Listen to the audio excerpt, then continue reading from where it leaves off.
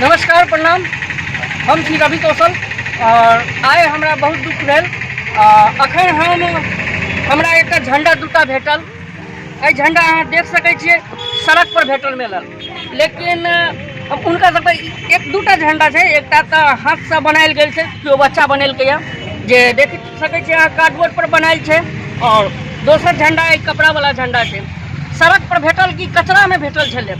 हम कचरा से निकालि कऽ एहि झंडा के और हम हुनका सबके लेल एतबे कहै छियै, अहाँ 15 अगस्त मनबै छी, 26 जनवरी मनबै छी, बढ़िया करै छी, देश के लेल नीक करै छी, लेकिन अहाँ झंडा के अपमान तो नहीं करियो।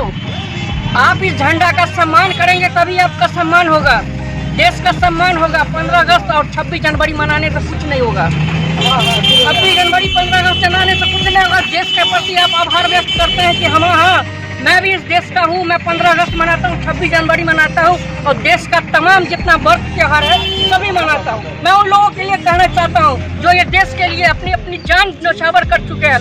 भगत सिंह, खुदीराम बोस, जितने भी हमारे जो वीर सपूत थे, देश के लिए कुर्बान हो गए, फांसी पर लटक गए, और उनके लिए कोई मायने नहीं रखता ये झंडा। देखिए 2 झंडा गिरा हुआ था, मुझे बहुत खराब लगा। मैंने झंडा को उठा के संभाल के कचरा पर से उठा के रखा हूँ, और मैं उन लोगों को बस नहीं कहना चाहता, फेंकिए मत, ये झंडा है, कोई रुमाल नहीं है। इनके लिए कितनों ने अपनी प्राण की आहुति दे दी।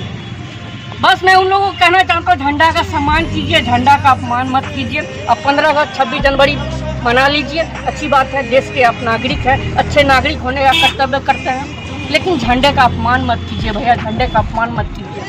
मैं आप लोगों से, मुझे रहा नहीं गया तो मैं ये वीडियो बना रहा हूँ। अभी मैथिली में बोल रहा था, मैथिली इसीलिए बंद नहीं बोल रहा हूँ क्योंकि हिंदी में बोल रहा हूँ, ये आवाज़ दूर तक जाएगी। और हमेशा देश के लिए समर्पित रहिए, इस झंडे का अपमान मत कीजिए, झंडे का अपमान मत कीजिए।